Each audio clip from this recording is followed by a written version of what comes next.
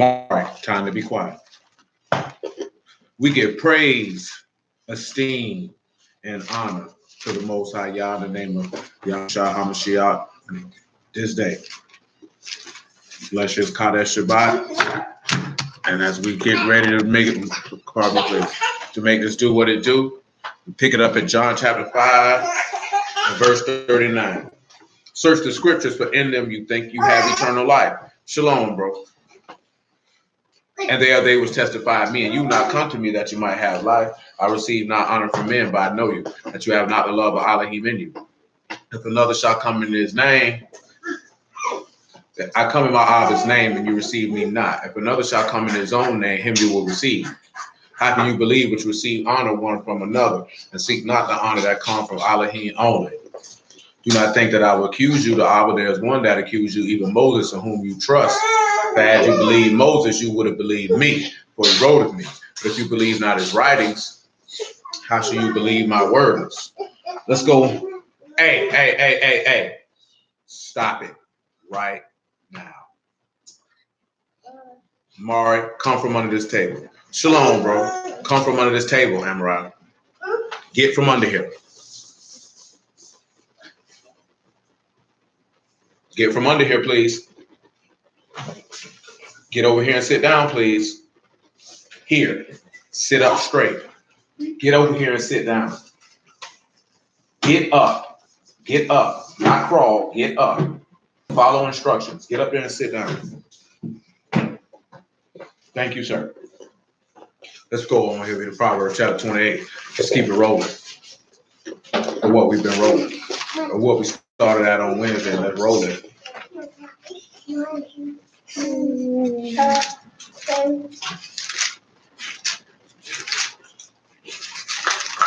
Proverbs 28 and 4. And it says, they that forsake Torah praise the wicked, but such as keep Torah contend with them. So we started a little something, man. We were looking at that parable and Luke. Hey, stop it. Stop it. Thank you. I said stop it. Ain't nobody playing with you, little baby. Ain't nobody playing with you. I'm not laughing at you. It ain't funny. Nothing. So, and we're going to expand that, and we went through the things in Luke 16 of what he was talking about, how you, because we had to set that up for what we want to roll into right now. So when we turn around and we see, remember we talked about that word forsake. Also, I need to read verse 5. Evil men understand not judgment, but they that seek Yahuwah understand all things. So what we're trying to roll into is this. We dealt with the word forsake, which is azab. You know, it's the ayin, the zayin, and the ba. And you know the fruit of the son. You experience the fruit of the son, but you abandon it. See, let me look at son in Hebrew chapter 6 real quick, right? Hebrew chapter 6.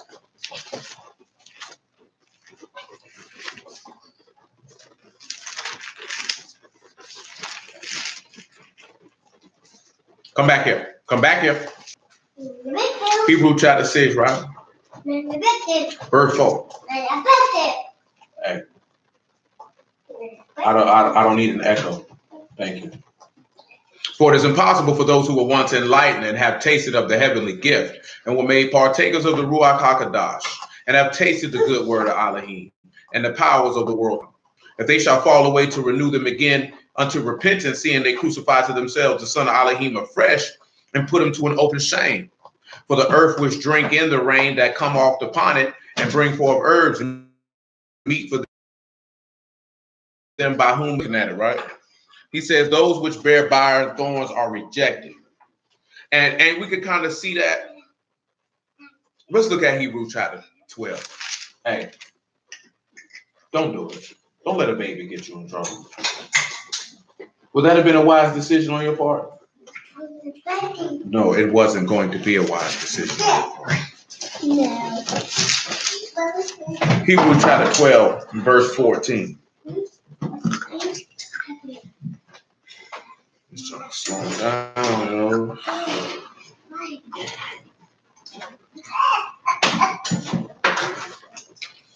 Mara, you better not fight her for that chair. I know that's what you better do. Hebrews 12:14. Follow shalom with all men in Kadash, without which no man shall see the Lord.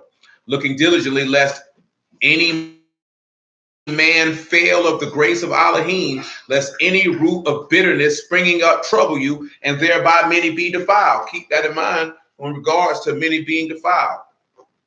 Lest there be any fornicator or profane person. Keep profane in the back of your mind. Profane and defiled is going to be synonymous, y'all willing shortly.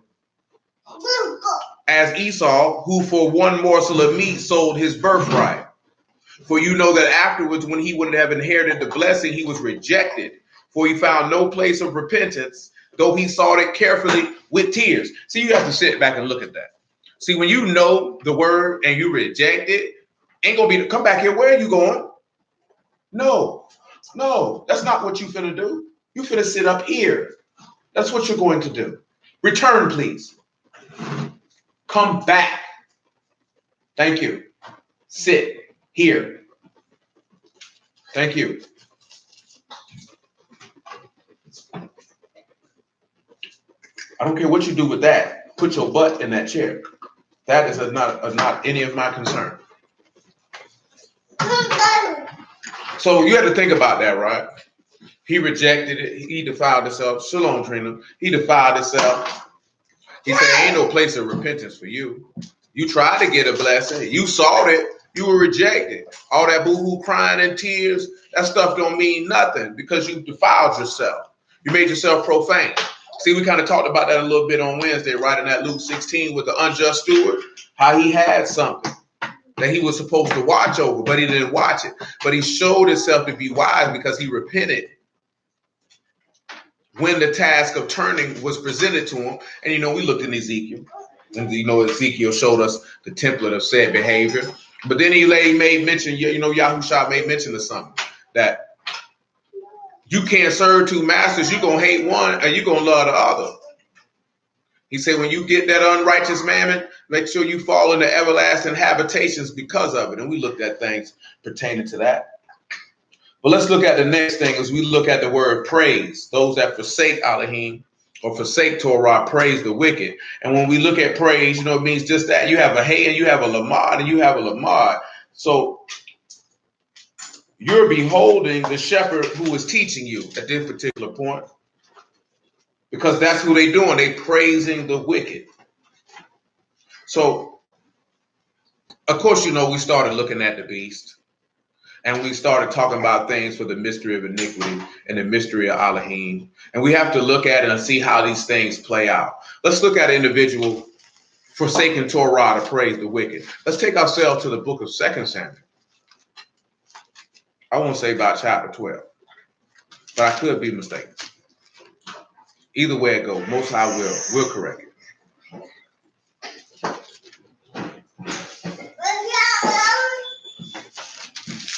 Don't start yelling.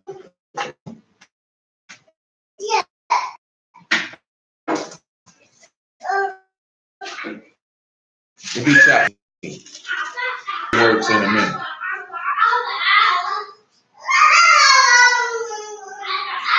Second Samuel 15:1. And it came to pass after this that Absalom prepared him chariots and horses. 50. Absalom rose up early and stood beside the way of the gate, and it was so that when any man that had controversy came to the king for judgment, then Absalom called unto him and said, of what city are you?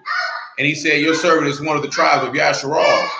Absalom said unto him, see, your matters are good and right, but there is no man deputy of the king to hear you. Absalom said, moreover, oh, that I were made judge in the land, that every man that had any suit or cause might come unto me, and I would do him justice. And it was so when any man came near to him to do obeisance, he put forth his hand, took him and kissed him. And on this manner did Absalom to all Yasharal that came to the king for judgment. So Absalom stole the hearts of the men of Yasharal. So we have to look at the shalom, man. We have to look at this here, right? Let's take a look at some of these words that are contained here. Let's take a look at some of these words that are contained here in this man's actions.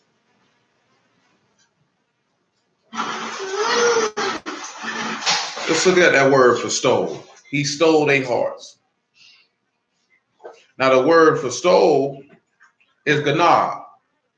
And it just means to steal or to carry away. Just to carry away. You got gamal, you got noon, and you got ba. So we could use son here because, see, we talking about the son of perdition because this man using deceit in order to pull off what he's doing because he's trying to cause a rebellion. So we need to pause. We need to look at something.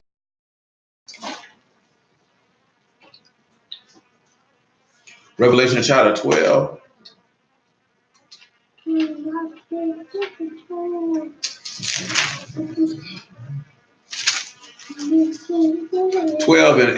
And 4 or 3 is sufficient.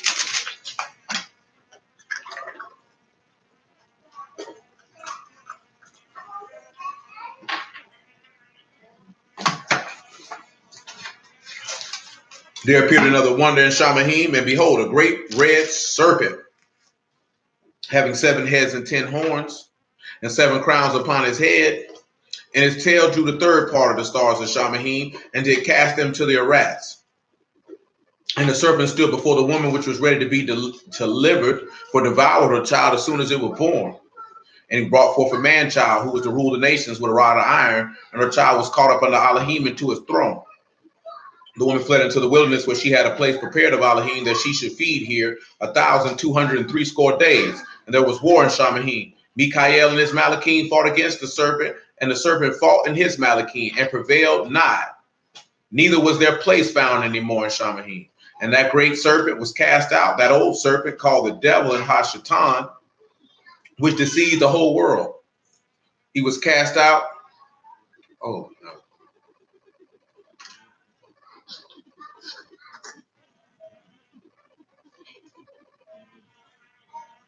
It might start buffering on y'all because it just say the connection unstable. Deceive the whole world. He was cast out into the earth, and his Malachim were cast out with him.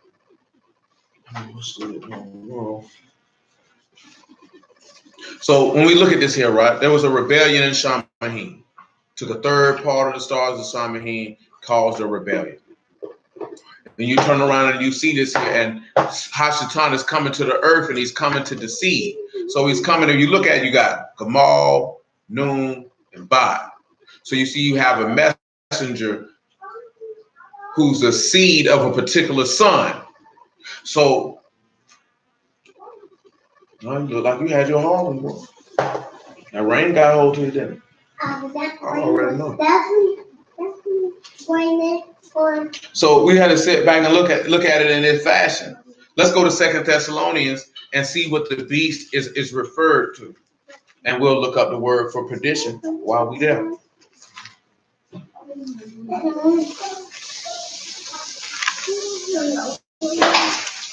2 Thessalonians chapter 2.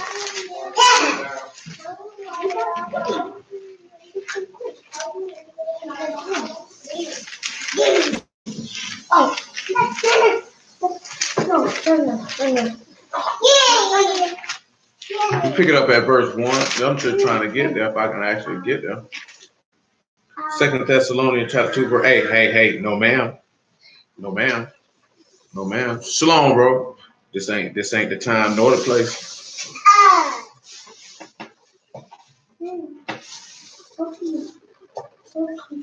One second, y'all. I can already have it before we get there. See what you're doing? You're moving the table. You're gonna knock the thing down, and your mommy's gonna be upset. Go sit down. Stop playing with that ice. You're making a mess. Go sit down. Dang, I know this. Word. No, let's go. 2 Thessalonians 2. Now we beseech you, brethren, by the coming of our Lord Yahushua HaMashiach, and by our gathering together, that you may not be soon shaken in your mind or troubled, neither by ruach, nor by word, nor by letter as from us, as the day of Mashiach is at hand. Let no man deceive you by any means, for that day shall not come until there be a great falling away first, and the man of sin be revealed, the son of perdition. So when we look at this Greek word for perdition,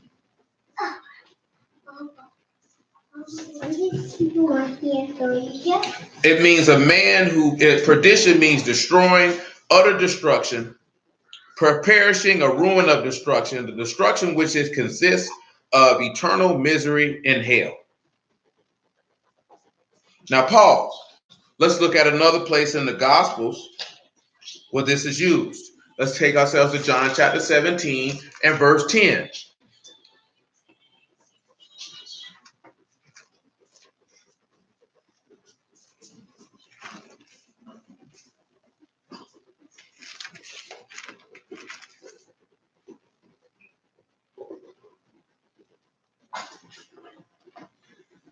John 17 and 10.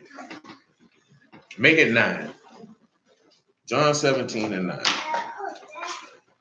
He said, I pray for them. I pray not for the world, but for them which you have given me, for they are thine.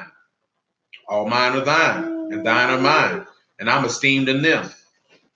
And I am no more in the world, but these are in the world. And I come to you, Kadash Abba, keep through your own name those whom you have given me, that they may be one as we are. While I was with them in the world, I kept them in your name. Those that you have gave me, I have kept. Hey, don't do it. Don't do it.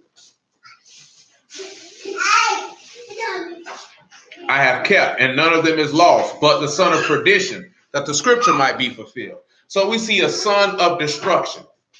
Well, we need to sit back. In this instance, you see the son of perdition is mentioned. You see Yahusha say it. Well, we need to see who this son of perdition is in this verse and in the other verse, but then also who is the backing of both. So let's just take a quick to John 13 so you can see who's the backing of both of these sons of perdition. Well, at least with the one in John 17. We'll take a stroll for John, the one in Revelation. I mean, in Thessalonians, but y'all know this in the one in Revelation. But we got to make sure we back it up so you can get it and see it and understand it from the text. John 13 and 1.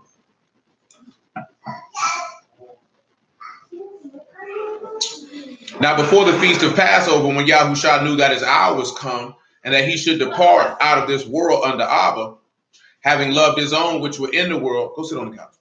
Go sit on the couch. Go sit over there. Go sit on the couch. Which were in the world, he loved them unto the end.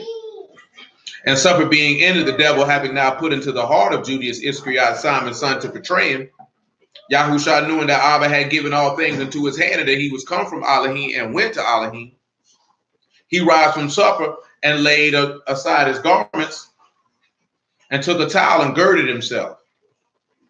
And he poured water into the basin and began to wash the disciples' feet and to wipe them with the towel, wherefore if he were girded. That's not what I wanted. I'm reading way too much of what I needed.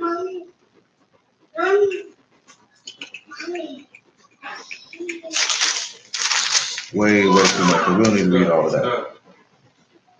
There we go. Pick it up verse 22. We don't need to read all that.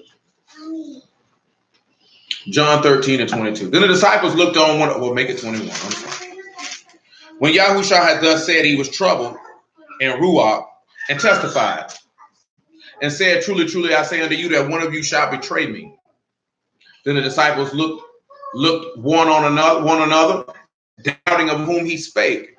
Now there was one that was leaning on Yahushua's bosom, one of his disciples whom Yahushua loved. Simon Peter therefore beckoned to him that he should ask who it should be whom he spake. He then lying on Yahushua's breast said unto him, Lord, who is it? Yahushua answered, he it is to whom I shall give sop when I have dipped it. And when he dipped the sop, he gave it to Judas Iscariot, the son of Simon. After the sop, Hashatan entered into him. Then said Yahushua unto him, that you do quickly. Now no man at the table knew for what intent he spake this unto him. So when you see Hashatan has entered into him, it's not necessarily for the fact that he's demonically possessed or whatever the case may be. But now you can see the plan out of what Yahushua said to Peter, that get behind me, Satan, for you desire the things that be a man and not an Elohim. At this point, Judas now has officially become an adversary. Now he's working in an adversarial position. And at this point, he has now set himself up for utter destruction and to perish. Let's look and see what. Remember when Yahushua said it was better for that man to had never been born than to participate in such said behavior? Let's look at some of the easy places that talk about Judas. Let's take a look at Psalms 41. It's a lot of places, but we'll take a look at one of the easy places for now. Yeah, go put the cover in the kitchen. Psalms 41 and 3. Well, make it 41 and 1. They ain't gonna hurt nobody.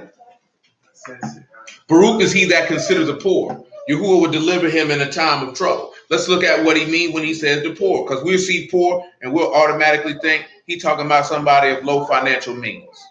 And a lot of times when he's talking about poor, he's talking about someone who is humble. Hey.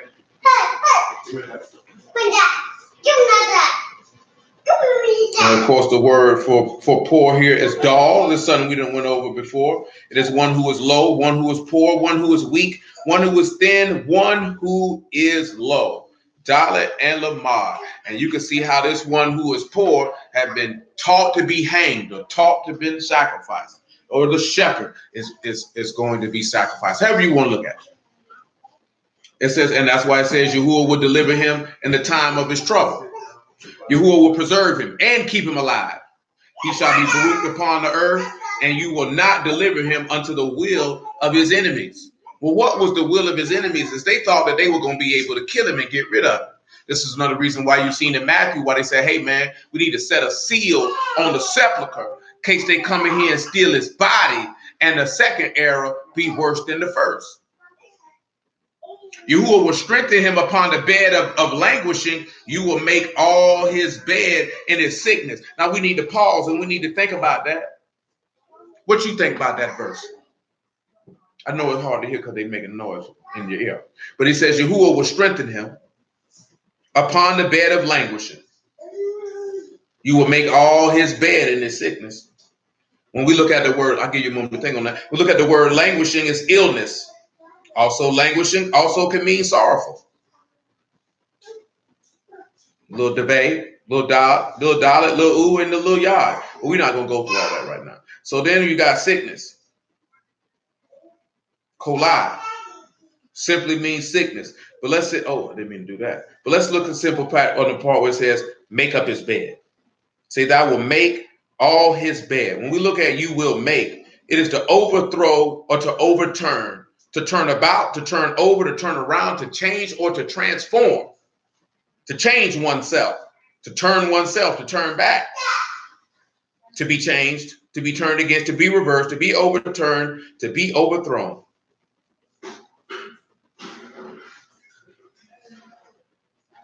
What you gather from that? Yahuwah will strengthen him upon the bed of his illness.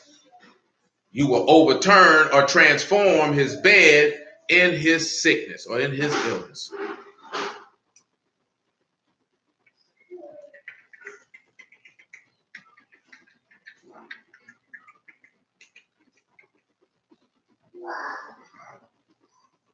want to think about it? Everything you ain't weak, so you can become strong, so you can strengthen. That was that. Any of y'all got to try something on that? It's apropos because some people starting Passover right now, some did it yesterday. But check this out, right? I'll throw this one here in the mix. We still holding don't worry about Proverbs 28. Keep 2 Thessalonians chapter 2. We don't need Revelation 12. Don't need John 17. I want you to come over here to Proverbs chapter 7. Let's get another Sunday here talking about the bed.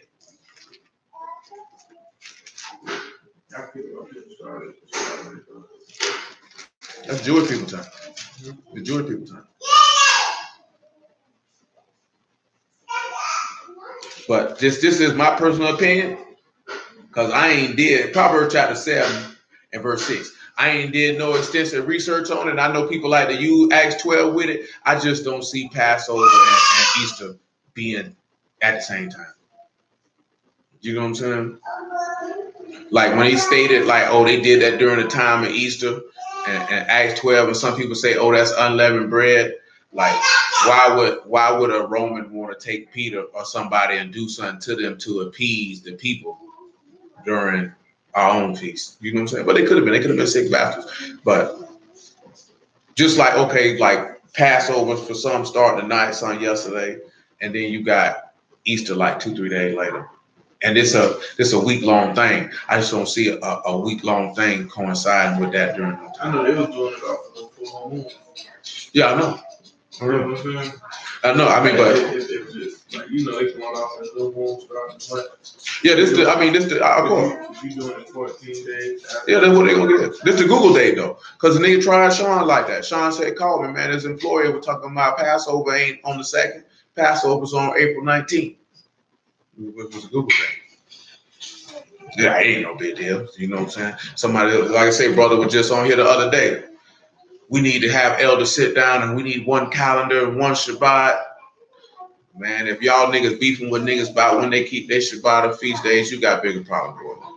I ain't beefing with nobody about that. If you kept it this week, next week, last week, man, they won't get no pressure from me. I ain't never been on that though. It's like, just say, hey, this is when we keep it, bro. You know what I mean? And this is how we got here. You know what I mean? Niggas be getting all their panties in a bunch. Proverbs 7:6.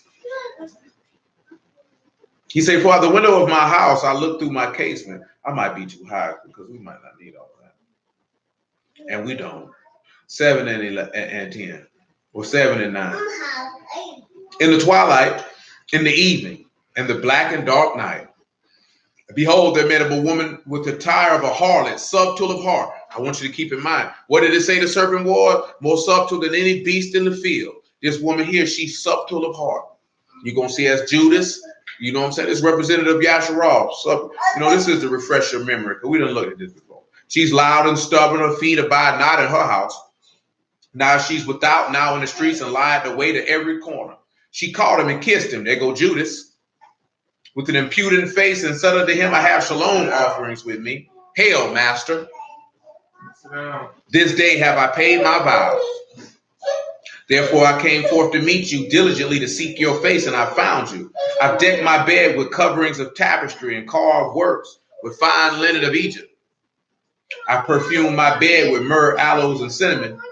Come, let us take our fill of love until the morning. Let us solace ourselves with love. So what do we see from this here? Say she took the bed, decked it with coverings of tapestry, fine linen, perfumed the bed. Well, let's look and see. Come to Matthew 26. Let's look and see. Let's look. We'll get the aloe, and then we'll get the linen. So when we act, what we determine is the bed is the grave. So when he tells them that in Psalm 41, you actually seeing the resurrection of the dead. Because the key thing was when he will make or transform or change. No.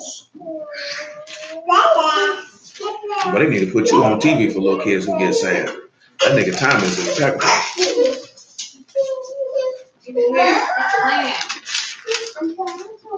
26 and 6. Now when Yahushua was in Bethany in the house of Simon the leper, there came unto him a woman having an alabaster box of very precious ointment and poured it on his head as he sat at meat. But when his disciples saw it, they had indignation, saying, to what purpose is this waste? For this ointment might have been sold for much and given to the poor. When Yahushua understood it, he said unto him, why trouble you the woman?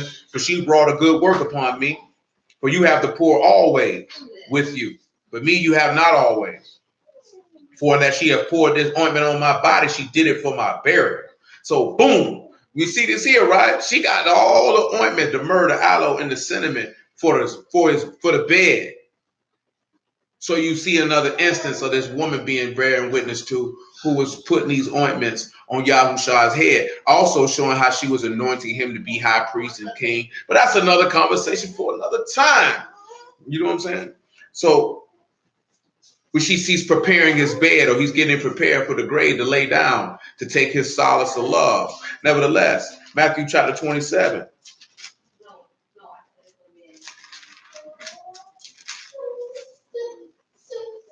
27 and 57. from Matthew 27 to 57, Philippians chapter 3, and then from Philippians chapter 3 to Luke 24, and then we'll swing back to Psalm. Because I want to deal the part with the transforming. Because remember that verse, Psalm 41 and 3, say, Yah will strengthen him upon the bed of his languishing, or upon the bed of his illness. And you will make all his bed, or transform the bed in his sickness. So he's going to change him while he's in the grave, is what this is telling you. While he's dead. You know what I'm saying? You got to sit back and you have to look at this here. Because he's already told his apostles he finna die. And how this son of perdition, or this son of destruction, is going to do this to him. Which is pointing to the son of destruction that we read about in 2 Thessalonians, who is going to come to do the same thing, but in a different fashion, coming with deceit. Because we know Judas came with deceit. Matthew 27 and 57. When the even was come, there came a rich man of Arimathea named Joseph, who was Yahushua's disciple. He went to Pilate and begged the body of Yahushua. Then Pilate commanded the body to be delivered. And Joseph had taken the body, he wrapped it in a clean linen cloth and laid it in his own new tomb, which he had hewn out in the rock, and rolled out a great stone to the door of the sepulchre and departed. So, a lot of us think, okay, if you weren't aware, why did he have fine linen on? There's numerous places. It's just not that Proverbs 7. And we don't have to dig them all out, but there are places in the law about it. This is why you see him with that fine linen, why they put him in that garment that was prepared for his burial, for him to be on his bed. But then he's going to transform his bed or change it. So let's look at why we would say this. Philippians chapter 3.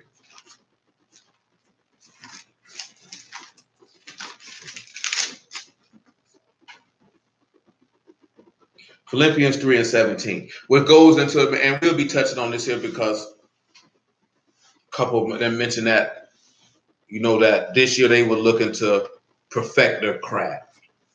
So when you're looking at perfecting your craft, you're looking at perfecting the fear of Elohim, or perfecting Kadash in the fear of Elohim.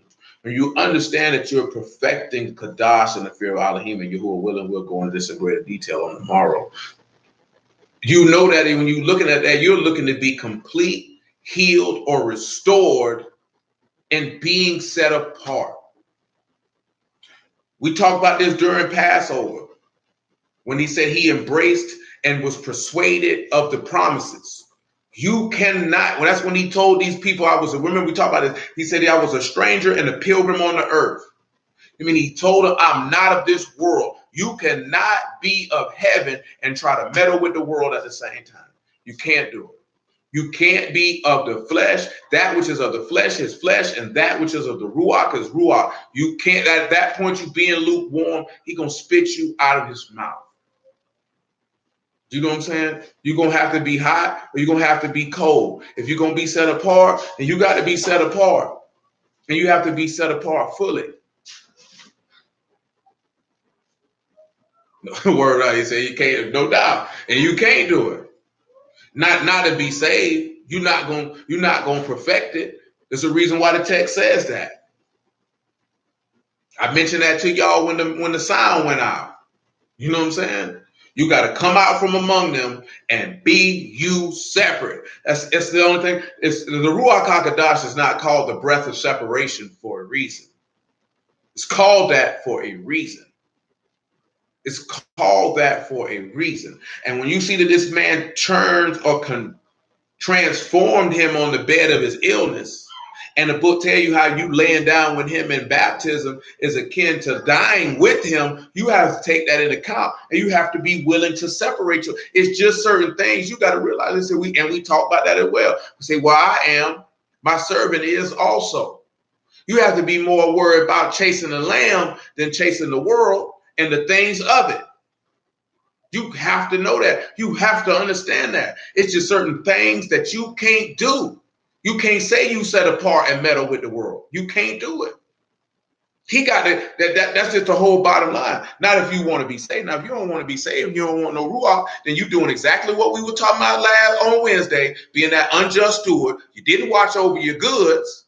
Now he coming and he telling you, oh, but see, you ain't gonna have the opportunity to repent like the unjust steward did. Because you knew your master's will and you didn't do it. You said he was delaying his coming. So I'm going to eat and drink and get drunken with the men servants. And he said, I'm going to catch you when you ain't looking and put you your portion with the hypocrites and the unbelievers. Man, you can't do that. Don't let these people make you believe you can do that. Because you can't. It's to your detriment. Either you're going to be set apart or you're going to be of the world. But you can't be both. Can't be both. 3 and 17. Brethren, be followers together of me, and mark them which so walk as you have us for an example. For many walk, of whom I've told you often, and I'll tell you even weeping, that they're enemies of the stake of Mashiach. And you have to keep that in account. That stake was the stake of self-sacrifice and self-denial. You don't think it's things that man wanted to do? You don't think it's things that people asked him to do? But he said, I must be about my Father's business. If you want to be perfect your craft, perfect Kadash and the fear of Elohim, the key thing that you look at those two things is where's your reverence and your fear and your respect for your God. And sit back and think, if he was standing right there in front of your face, you wouldn't do half the stuff you would do. Or if he was standing right in front of your face, some of the stuff your friends would ask you to do, you wouldn't go do it because you knew he wouldn't approve of it. But because you feel like he's not in my face and he in heaven, I can compromise and bend and fold and go do this with my friends. See, that's what you did with your parents. Some of y'all did that with your parents. Snuck around, snuck out the house, told them you were going here when you know you wasn't supposed to be around them. That's not the fear of Elohim. You can't perfect it at that particular juncture. Like we really have to, and we're gonna deal with it. And I'm glad that those that mentioned that, they said that's what they goal for the year. That's what they wanted to do. But we're gonna set the template of laying it down of how to get that done and what that entails. And it's going along with what we're discussing. Because remember, right? He said, though hand join hand in hand. He said, well, you're gonna be punished with the wicked. You got to realize, man, you can't do it. If you're gonna be set apart, it's just certain things you can't do and certain places you can't go. You can't be set apart and say, I'm going to still live my life at the same time. At that point, you haven't given your life to Elohim. You still living for yourself. Do you live for him or do you live for you? Because you can't live for him and you. At that point, you have two masters. And you're going to love one and you're going to hate the other. You know what I'm saying? But see, nobody don't want to tell us that because that don't make you feel good. Everybody like to say, live your life. You can live. Look at, man, I just had a conversation with somebody the other night. They were asking this. I'm like, you can do what you want to do. You know what I'm saying? Now, we can talk about what the words say, but at the end of the day, you can do whatever you want to do. See, people feel like if I say something, I'm telling them what they can't do. No, I'm not telling you what you can't do. Y'all telling you what you can't do, but you can do whatever you want to do. You know what I'm saying? But don't just understand, you can't escape the consequences from what you choose to do. You know what I'm saying? There are consequences for it, but you can do whatever you want to do. Just remember that. There's consequences for what you do. Whether they be positive or whether they be negative, there are consequences. You know what I'm saying? See, a lot of us feel like, I've been telling y'all for years, man, Ecclesiastes 8 and 11, because the sentence against the evil work is not executed speedily, it is privily in the hearts of the sons of men to do evil. So you feel like you can do what you want because he's going to bust you upside your head right then. That's why I be telling you, nigga be profaning, you make the Sabbath common, you're not focused, you're not paying attention, things of that nature. That means this day ain't set apart to you. It's just another day. You just feel like, oh, I ain't got to work. I can just sleep in. That's how you look at it. That day was not made for that. He didn't make it. He made it for you to rest from your labors so you could have a whole 24-hour period where you could focus on him and him alone. That you could attend to serving Yahuwah with no distractions. You know, when you're working all day, you're distracted. You know what I'm talking about? So he said, you know what? This is what I'm going to do. I give you 24 hours. You ain't got to worry about nothing. All you got to do is worry about me. He said, I'll make sure that day, you hear everything you need to know about me. He said, look at, man, you could gather up 6 days or 7 days a week. It wouldn't make no difference. That's cool. But you can still move around and do what you got to do. You know what I'm talking about? He said, but this day right here, though, this day just for me. All I want you to be is concerned about resting in me. Niggas taking it is just laying around sleeping and slobbering. You know what I'm saying? That's not what it was about. That's not what it was intended. That's what our generation has told us about. It's rest. I'm going to get my Sabbath sleep. And this, that, and the third. Man, the people got up in the morning and they was at that synagogue or at that temple from the time that sun went up to the time it went down. And you have some congregations in the earth right now that do that they go from sun up to sundown. They don't stop going through that book till the sun go around. Because they done dedicated that whole day to serving him. That's their objective. That's their purpose. You know what I'm saying? And you nigga can't even show up on time. Some of these people out here who serve you put you nigga to shame. Well, you ought to be shamed. You know what I'm saying? Straight up shame. And if you don't feel shame, I feel sorry for you because that means you feel like your behavior is acceptable.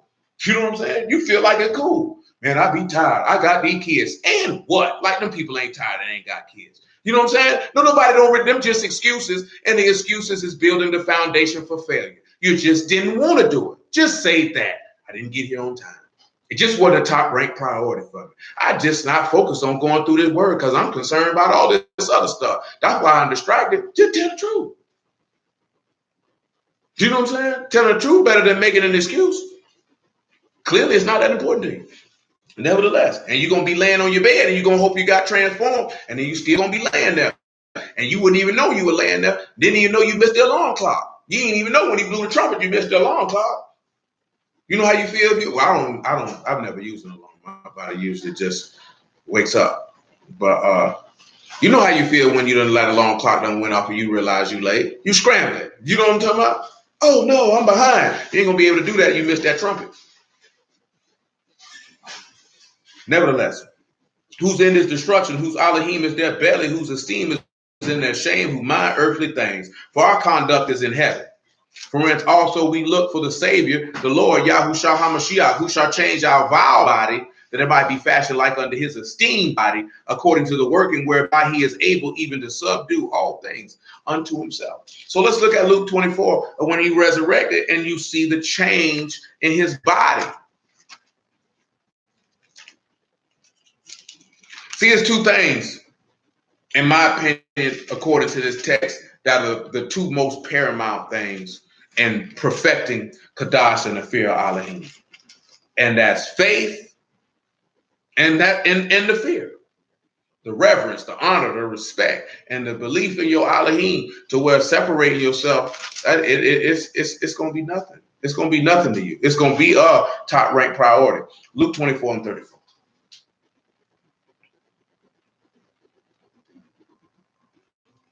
Saying, the Lord is risen indeed, and have appeared unto Simon.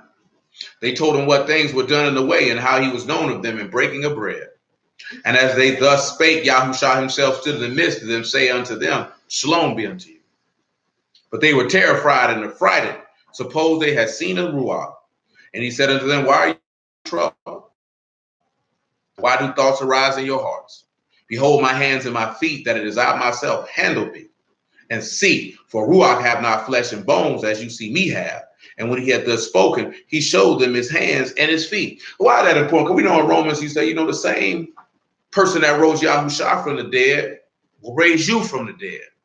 So even while he was on the bed of his illness, and what is his illness? It takes us back to what we were talking about with the tree of life, because he died. You know what I'm saying? Let's come back to Psalm 41. Because he said, Yah will strengthen him upon the bed of languishing.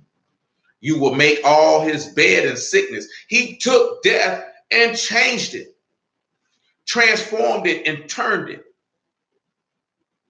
This is why you see those who keep Torah going to be contending with the wicked, because they understand the level of deliverance that was manifested through this man's burial and resurrection. Like I've seen people going back and forth, what you should do on Passover. You're supposed to eat the lamb, not a piece of the...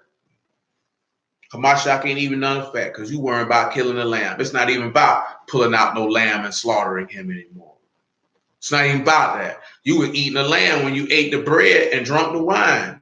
You ate your lamb right then. You don't got to do all that. All that ain't even that. Well, we got to keep the Torah. See, you can't perfect Kadashness in the fear of Elohim. Because you don't, but because he said, dearly beloved, we had these promises. That lamb wasn't no promise. Do you know what I'm saying? That wasn't the promise that was to come. But we can't see that because you feel like, oh, if I do that, I'm keeping Torah, I'm pleasing Yahuwah. You please no one. Because if you're going to keep it, like, you got to eat the bitter herbs. You ain't got to eat no bitter herbs. Yahushua ate the bitter herb for you. You don't need to do none of that. If you want to do it, be my guest. We was with brother about 7 years ago. That's what he did. That's what he wanted to do. We ain't on that. Eat no bitter herbs, cuz. Because if I'm going to eat some bitter herbs, and I need to make sure I pull that lamb out on the 10th day, You know what I'm talking about? Slaughter him, roast him. You know what I'm saying? Whole, not cut him up. You know what I'm talking about? And put him in the oven. I gotta roast him whole. You ain't necessarily got to put the blood on the doorpost. You know what I'm talking about? Because if you did that, you definitely going to jail. And everything else that he tell you to do, you got to eat it in that same night. Because then people probably going to be thinking you doing animal sacrifices, which is against the law, and they're going to lock you up. In your own home. Like you got to prove you're religious. So it depends the state you're in and how big of a douchebag the police going to be. But 9 times out of 10, somebody be like, they putting blood on the doorpost. Police coming and yeah, situation. But he didn't necessarily say you had to put a. And that's right, it has to be a firstborn lamb, male with no blemish. You know what I'm saying? These niggas be going to the grocery store buying lambs. Now, some niggas get a lamb and kill it. You know what I'm saying? I ain't going through all none of that. Y'all already took a lamb and killed it. Ain't no need for me to kill it. At that point, I'm just saying the lamb he killed on our behalf was just grossly irrelevant. You know what I'm saying? I don't need all that. I'm straight. Yahushua was sufficient enough for me. You know what I'm saying? But some niggas will argue with about it. You know, do what you do. Sometimes you ain't supposed to be eating no candy and yams. You supposed to have bitter. This the stuff I be talking about niggas be arguing about. And then why they not gonna be saved. Because this is what you want to argue about. You know what I'm saying? What niggas eating. We can't eat no lamb. Well, I know one thing. You around here talking about eating some bitter herbs. I better see every nigga on Tabernacle living in the booth. Would you say that would be the correct thing to say? They better be living in the booth. Don't go get no tent, nigga. Because the same way you were ridiculing people about, they were eating candy yams and not bitter herbs. You better show make a booth. Don't you get no tent. Don't you get no coldness. Don't do it. That's the hypocrisy. And that just go to show you how Hamashiach don't hold no weight amongst our people. They don't really believe. And that's how this man going to slide in and deceive. That's how he going to slide in and deceive. And it's going to be unfortunate. Verse 4, though. Psalm 41. I said, Yahuwah be merciful unto me, heal my soul, for I've sinned against you. My enemies speak evil of me. When shall he die and his name perish? And if he come to see me, he speak vanity. His heart gather iniquity to itself. And when he go abroad, he tell it. What did Judah go do, right? Didn't he see how he say his heart do what? Gather iniquity to itself. Who entered into Judas? Satan did. Then he went abroad and told it. I know where he at. I'll take you to him. All that hate me whisper together against me. They do devise my hurt. That's your Hebrew. John 11 and numerous other places. An evil disease say they cleave fast on him. Now that he lie, he shall rise up no more. That's the Psalms, the Matthew 27 we were talking about. They say, yeah, seal that sepulcher so they won't say he got up. Yea, my own familiar friend in whom I trusted, which I did eat of my bread, have lifted up his heel against me. Y'all all know this here, right? And we see, would not Absalom be considered to be a very familiar friend to David since that's his son? And he definitely lifted his heel right on up against his pops. Heart filled up with iniquity, pride, and he was coming through to try to steal the people's heart. Because he was a son of perdition. He was a son of destruction. You know what I'm saying? A messenger of iniquity, if you will. Nevertheless, let's take another look. What's the word for friend? Let's see that.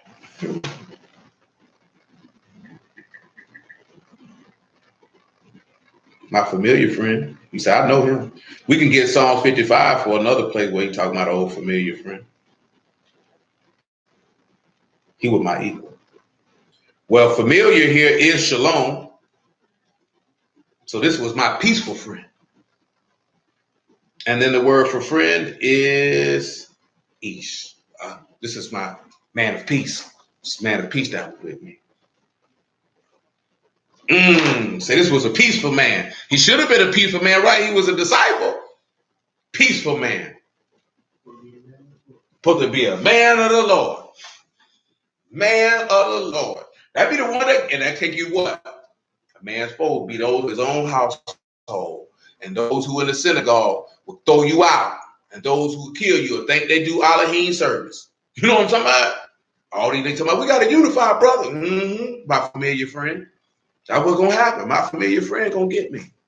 You know what I'm saying? You going to get me, but you ain't going to get me because I ain't know it was coming. You know what I'm talking about? I know you were coming. That's how the Lord was sitting there waiting for Judas like this here. I've been waiting for you. Nice to see you. But you see, hey, I'm laughing because it's funny because when it's the beauty of knowing Yah's will, you know what's coming before it come. So when you see, let me tell you something, right? If you know what's coming before it come, it removes the fear. It removes the fear. The fear is removed. Already, Yahushua told you, I tell you these things before they come to pass. So when they come to pass, you know that I am He. That's what He said. Same thing His Father said in Isaiah. So of course, you know, He got to go through these things as far as Him being weak and sorrowful, because these things are contained in the text, and of course, He was contained in the flesh. But at the same time, I already know what's coming. So if I already know what's coming, that removes the fear. I'm not going to be fearful, and I know what you do. Oh, I'm able to mentally prepare myself for what's coming. You know what I'm saying? You don't know what's coming. The fear of the unknown is what makes most people fearful, because you don't know what's going to happen. But if you serve Yahuwah, remember what it said, those who seek Yahuwah understand all things. And when you understand all things, then you have the insight on all things. And that's why He said, I haven't given you the ruach of fear. Because then you know what's going to happen. You know what's coming. It removes. You're going to be nervous because you're human. You got this here. You see, you contained in this here. So as long as you contained in this here going to go all over the place. But if you got this here inside of you, that keeps this here in check. You know what I'm saying? Because the flesh want to do a whole bunch of things. But that ruach keep that flesh in check. Praise be to Yah for. So come over here to Psalm 55, verse 3, I surmise. Try to keep it quick, keep it moving. Because of the voice of the enemy, because of the oppression of the wicked, for they cast iniquity upon me, and wrath they hate me. See, but they hated me without a cause. You know, they don't hate me for no. See, that's the thing too. I feel like that's a big detriment to many. You don't want to be hated. You know what I'm saying? You want to be in the word, but you still want people to like you and accept you. You have to have the attitude of, if they don't like me, I'm gonna be okay with that. If they hate me, I'm okay with that. If they reject me, and remember, He told you, blessed are you when men separate themselves from your company. He told you to rejoice. That doesn't mean you go out your way, but if it happens, that's the insight you understand. Praise be to Yah. Now, of course, He's talking about people who in the word, but it could be people out the word. People just don't want to deal with you, because you got to really, it's coming down to the simple fact of, when His word is in you, you separate. You're different. He said you'll be a peculiar treasure. I mean, He sanctified you. I put you over here to be mine on the right-hand side. They on the left-hand side with the goats, and we still trying to be over here with goats when the goats are set for fire. And that doesn't make sense, because you don't want to be separate. Because usually when you're separate, you're alone. And when you're alone, you want company. So you feel like, let me climb over here, go back over here. I remember these people in time. You can't necessarily do that. Not in every situation. You get you off track, because you might go to chase another thing. Whole time, these people are going to be plotting on your death at the right situation or circumstance. See, my heart is sore pain. First and foremost, those who deal with the word, outside of those who don't. My heart is sore pain within me, and the terrors of death are falling upon me. Filthiness and trembling are come upon me. Horror have overwhelmed me. But it goes back to, He was sorrowful unto death, and said, oh, that I had wings like a dove, then I would fly away and be at rest. It's funny how many people sing that in songs and mention that, and that's right here in the text. There's a lot of stuff that people say and do, and it just be right here in the text. Lo, then I wandered far off and remained in the wilderness, Selah. I would hasten my escape from the windy storm and tempest. Destroy, O Yahuwah, and divide their tongues, for I've seen violence and strife in the city. Day and night they go about it upon the walls thereof, mischief also and sorrow in the midst of it.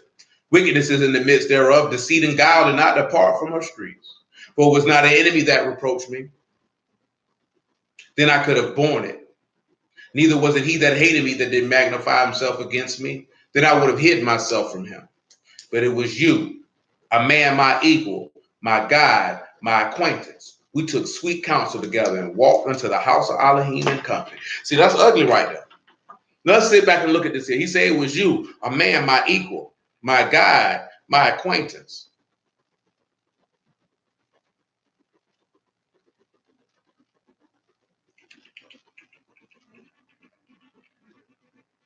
Let's look what we see here for equal.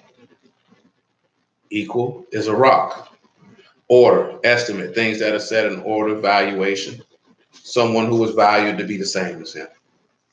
His guide, a friend, an intimate. The word is aloof. It was a friend. It was someone close to me. And then, of course, the last one, my acquaintance, is yada, which is to know. It was somebody he knew. That's why I always tell you that the amount of times, that's why Yahushua told you, kinsmen, friends, they're going to be the one to turn on you. It's going to be people you know. And it's going to be people in the word. They got this here, you to walk hand in hand with him in the house. All he ain't getting a little bit of word, and them niggas going to persecute you. And they're talking about Judas. How Hashatan got into his heart, made him a son of perdition. We can take it back to 2 Samuel 15, because you know it was somebody who did it to everybody who persecuted David. Was it ever an enemy? It was always somebody he knew. It was Saul, it was Absalom, Joab. It was always somebody he knew.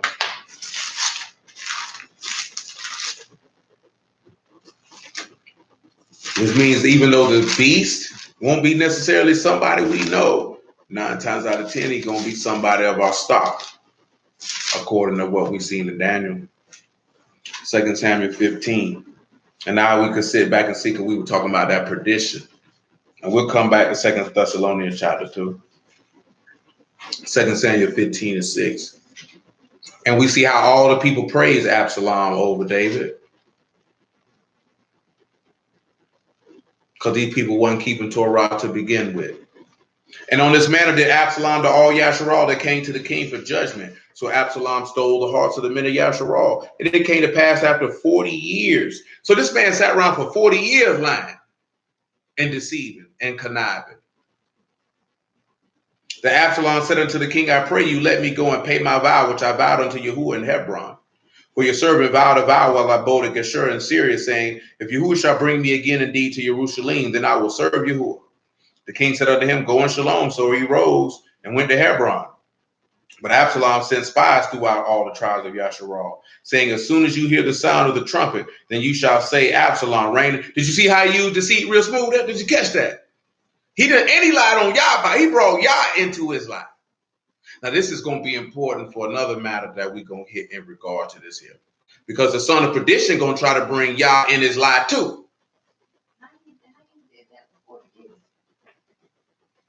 He's more subtle than heart than any beast of the field. A nigga, one thing about a lie, well, they'll tell a lie as long as it takes to get what they want. Long as it takes. So he's sitting out there judging. Took him 40 years to win these people over to the point where they'll be like, when I make my move, they're going to ride. Because it was never about the people. It was always about him.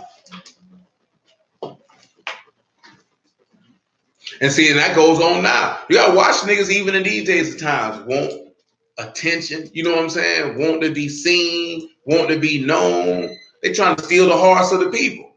So then when those who are actually you who will come and speak up, you don't want all these people over. They're going to persecute these men over here. Because it's going to seem like you trying to break up what's going on. You know what I'm saying?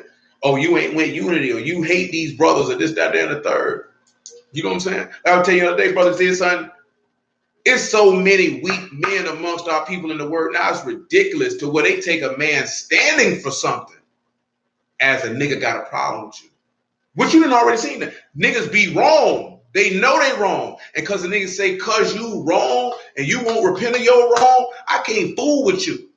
You know what I'm saying? Oh, he hated, he did that. And niggas go for that because these men have no standard whatsoever. You know what I'm saying? A nigga won't look a nigga in the face and tell him, nah, bro, if that's what you own, bro, you wrong and I can't rock with you either. Because that's what Yahuwah would do.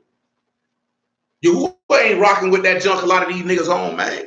He ain't turning his head to a lot of stuff these niggas on, man. You supposed to be a man. If you stand for something, stand for it. And stand for it on all occasions with no respect of person. But that's another conversation for another time. And Absalom, verse 11 of 2 Samuel 15, and Absalom went 200 men out of Jerusalem that were called, and they went in their simplicity, and they knew not anything. So let's look at simplicity, because that means they went in their stupidity. They had no idea what was going on. They had no idea what was going on. Ain't that sad? That's so sad. And I done seen that happen. Men being a part of stuff, had no idea what's going on. The word for simplicity is tom. It means, well, this one here, it means integrity and completeness. Innocent. So these men are innocent in regards to they participating in this here. They don't know what's going on. See, pause. In Leviticus, they tell you about if a man commit a sin out of ignorance. So if they would have been aware, these men may have not have participated in this action. Nevertheless, because see, I would think about simplicity, that's in Proverbs, and that doesn't have a good definition. Absalom sent for Athapal the Gileonite, David's counselor, from his city, even from Gilo, while he offered sacrifices, and the conspiracy was strong, for the people increased continually with Absalom. So now I say the conspiracy is strong. So now it's been shown that this is a total conspiracy. Let's look at the word for conspiracy. See what the definition of it is. That word is kasher. It's treason, an unlawful alliance. Now, I want y'all to mention a couple things, right? Y'all know Absalom killed his brother, killed Amnon. Let's back that up a bit so you can really see. Now, of course, he had a reason for killing Amnon because Amnon was tripping. He definitely had a reason. Amnon raped his sister. You know what I'm saying? This is in what, chapter 13, verse 23. He definitely raped his sister. This is why he killed her. Oh, yeah. No, I'm just reiterating some of this. After this here, he fled and dipped out. This, that, there, and the third. And then in chapter 14, he comes back. You know what I'm saying?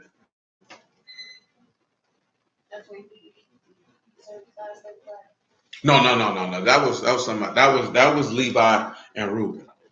But Amnon was in love with his sister Tamar, and he raped her. So Absalom found out that Amnon raped her. He killed her. You know what I'm saying? Told him to do a little something, get him a little happy, get him a little full, get a little drunk, and then he killed him. Then after this here, after he had been gone, he had slid back.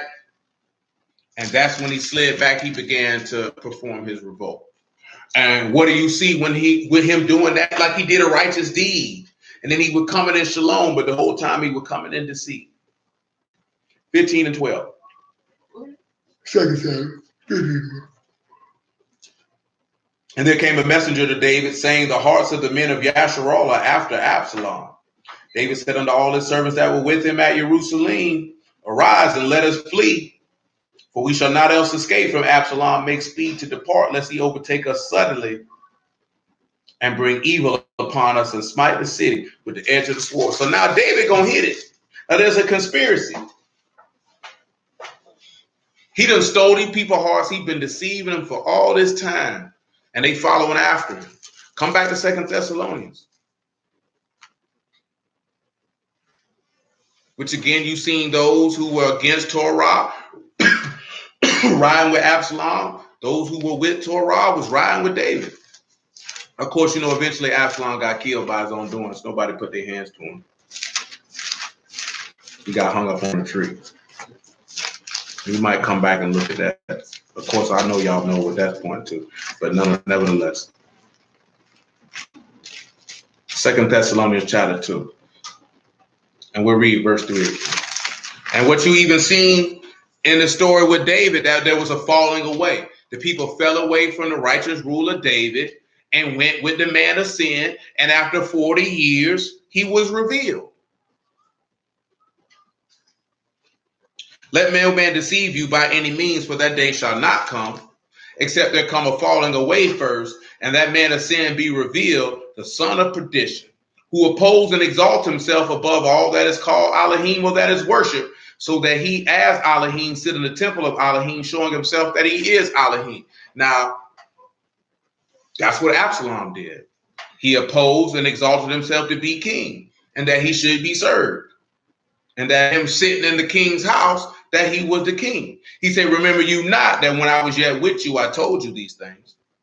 And now you And now you know what withhold that he might be revealed in his time.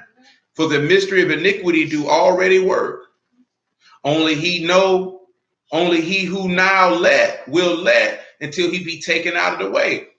And there's another example of that when you look at that with Absalom. That mystery of iniquity was working the whole time. That hidden lawlessness was working the whole time, and it showed with those young men who in their simplicity didn't know what was going on. And then that wicked shall be revealed, whom the Lord shall consume with the ruach of his mouth and shall destroy with the brightness of his coming. Even whose coming is after the working of Hashatan, with all power and signs and lying wonders, and with all deceivableness of unrighteousness, and them that perish, because they receive not the love of the truth, that they might be saved. And for this cause Elohim shall send them a strong delusion, that they should believe a lie, that they all might be damned, who believe not the truth, but had pleasure in unrighteousness. See, if you got pleasure in the things that are wrong, that man gonna let you believe a lie so he can damn you.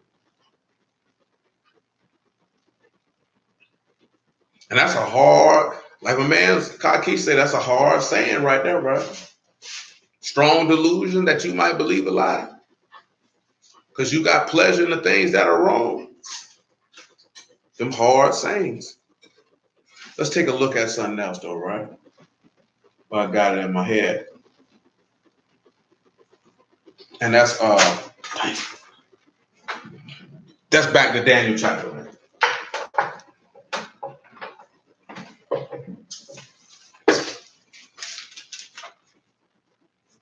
Daniel chapter 1.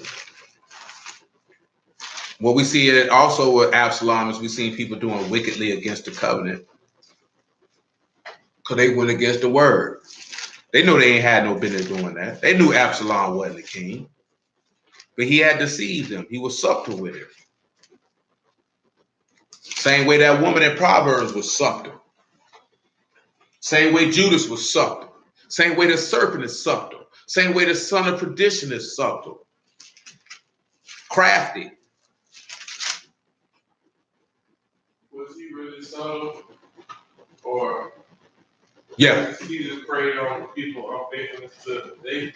No, I can remember he took him 40 years. So, and then you remember it stated how those men were in their simplicity or in their integrity or in their innocence didn't know what was going on. By the time that people realized it was a conspiracy, shoot, it's like how they do now. You've been done got deceived into going to a particular agenda and not even realize that that's what happened. I was just thinking that just based off people that believe they're going to believe in the beast and the false prophet based off of them not wanting to serve God. That too, but he also going to be used. That's why I mentioned those lying wonders. He also going to use deception along with it. So if you already got a heart that ain't what you're trying to do, and then I come through with the deception just seal the deal. Right, that's why I asked that, because they already want to serve David, and then he come with another option. But on this one here, when they say you stealing the heart, like I told you before, like that's what propaganda is for. You definitely won't know if you're in a delusion, because propaganda is to steal. Like when they go into other countries and say they want to win the hearts and minds of the people. So one of the first things of a deceiver that you'll notice they'll do is they'll try to win people over. And they try to win people over by showing how benevolent and kind and caring, you know what I'm saying? Stuff like that they are. When in reality, if you like that, it's going to be a natural flow. You don't have to point that out. You know what I'm saying? Now, it doesn't mention that in the text. Another way people deceive, to steal hearts of people, is to subtly point out what they would want you to believe is the faults of the person that they want to turn you against. You know what I'm saying? Like I say, man, try to talk about this other day. I think I mentioned that when like nigga couldn't turn, like he was like he got a cousin like boom. They say he steal. He got another cousin say I done left all type of stuff with him. He ain't never stole nothing from me. So I don't know what y'all experience is with him, but that's not gonna dictate my dealings with him. You know what I'm saying? And a lot of people do that. You know what I'm saying? Try to dictate what they were doing. But when you look at what Absalom didn't have no business sitting in trying to judge the people in the first place. But ain't nobody really say nothing about it because David was moving around, doing this, that, there, and the third. And that was his intent of how he'll slide through. So when the people looking at him, the king ain't never here.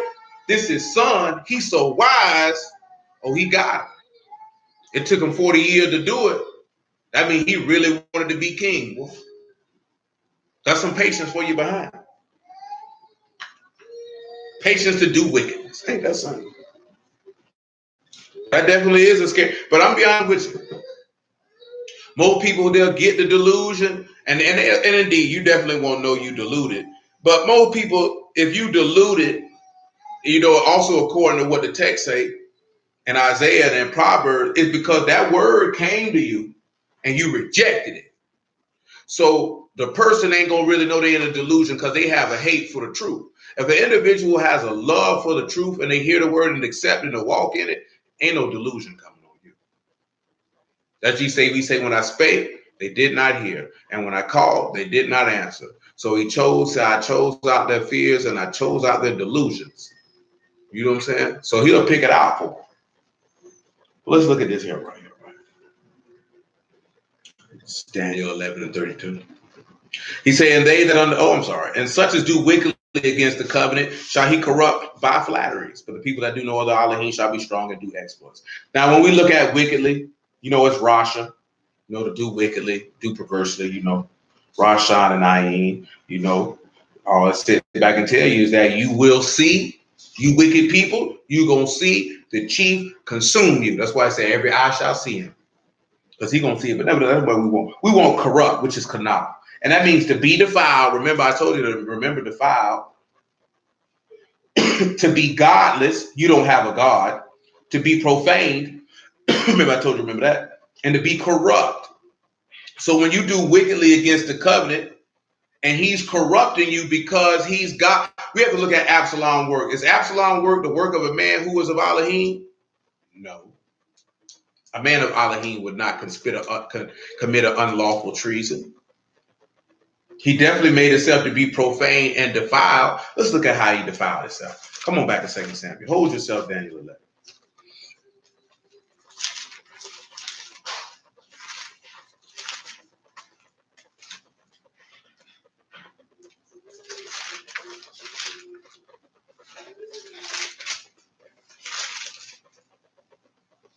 That 2 Samuel 18, I surmise. Let's go ahead and look at who killed him, which was good old Joab. Joab stayed catching a body.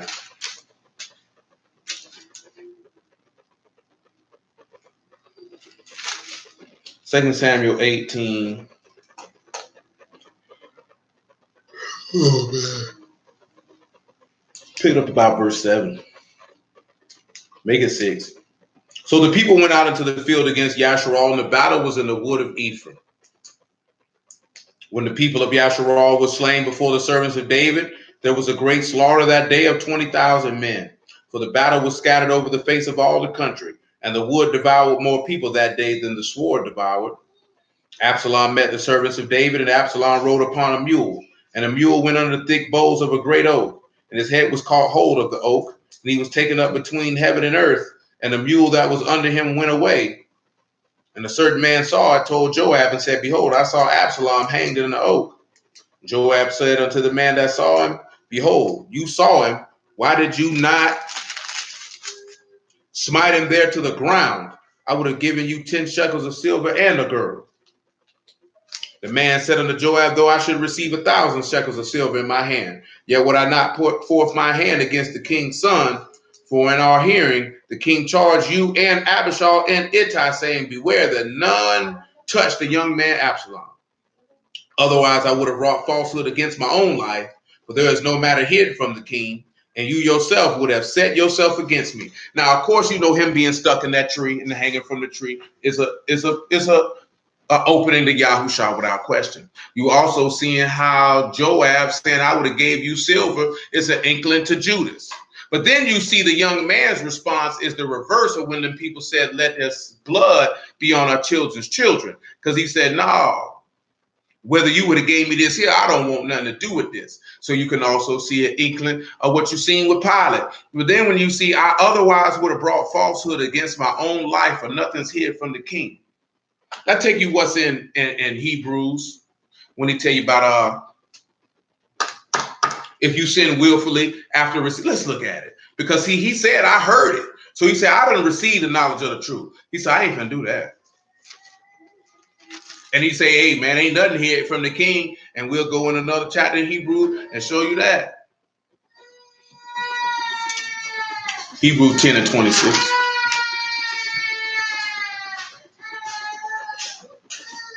Hebrew 10 and 26. And after that, Hebrew chapter 4.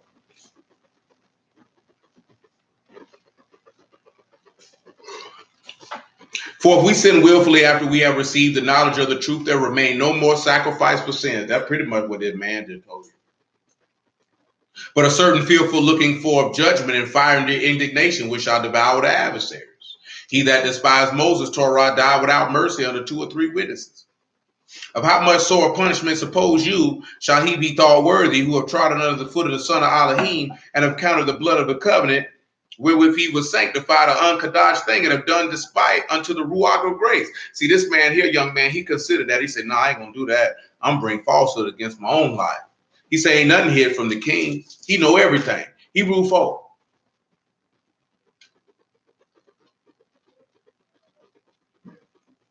Four 12, I surmise.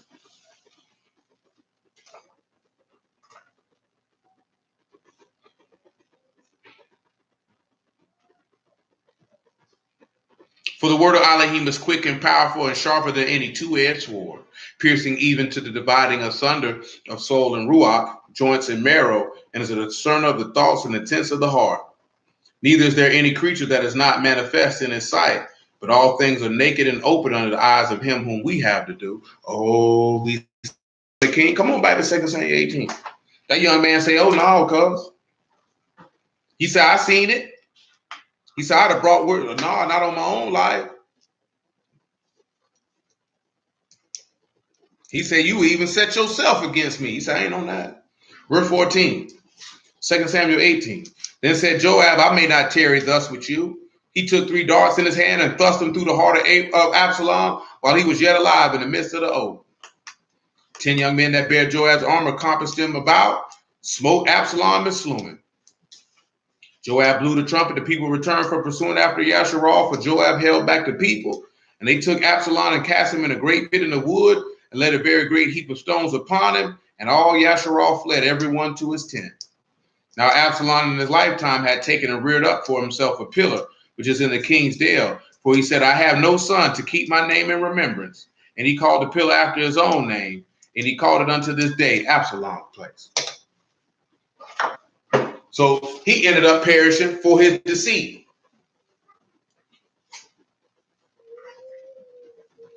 Causing the people to rebel and to revolt.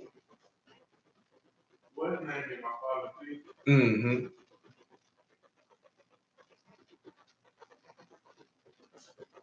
You know, you have to sit back and look at that when you see the stuff in the text. And that's a part of the mystery of iniquity, the mystery of lawlessness.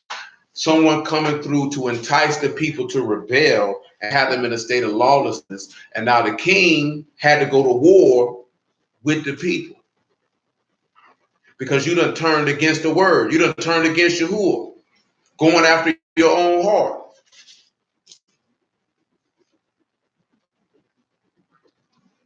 All because you want to do wickedly against the covenant. And now this person, and they say that corrupt by flatteries, because what did Absalom do? He corrupted the people with fine promises and smooth speeches. Through this caused the people to be profaned and be godless because y'all wasn't with them in the battle. All of Yasharal got dropped, fleeing every man to his tent, trying to get away. When we look at corrupt, you got Kot, Noon, and Pay. I can't remember all the things that pertain to Noon, but you know with Pay, you got a mouth and words and commands. We'll say for Noon, we'll just use seed. And for Kot, we got separated or divided. So we see how this man's mouth or his words have divided a seed. What does that take us back to in the Torah? The woman's seed and the serpent seed gonna have enmity or hatred. So there was hatred between David's seed, which would be the people of Judah who were with him, and Absalom's seed, who mainly had Yasharal with him. Now, when you get to the beast, you're going to have to see that there's going to be hatred between his seed, which are all those who serve Hashatan, and Yahuwah's seed, all those that serve him in the name of Yahushua. That's why I'm telling you that if you're going to perfect Kadashness in the fear of Elohim, then you have to be willing to separate yourself. You can't toe the line. Can't toe it. And I'm talking about if you want to be filled with the Ruach. If you want to be filled with the Ruach, that comes along with it. If you don't want to be filled with the Ruach, then what I'm saying is not going to be a concern for you.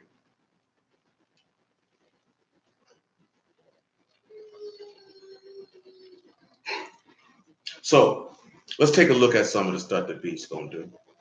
See how these people going to be walking around praising the wicked. Well, really, I wanted to do this first. Come to Matthew chapter 24.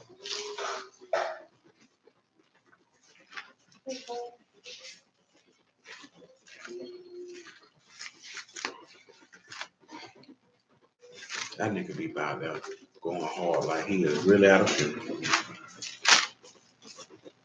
Good morning.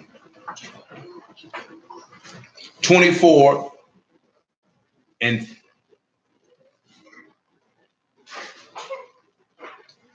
9 and 8, I guess. It's gonna be too much I got to use, but for context purposes, I'm gonna use as much of it as possible. Matthew 24 and 8.